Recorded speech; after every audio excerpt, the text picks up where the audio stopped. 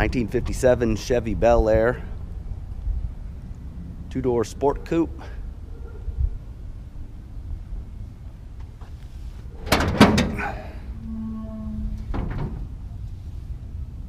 .285 Chevy V8.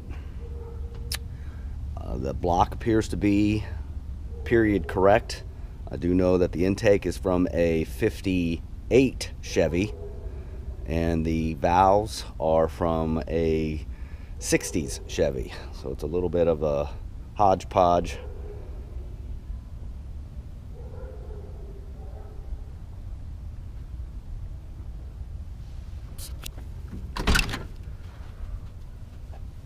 Another little interesting note on this car, it appears that this Bel Air has gone through a restoration in the past.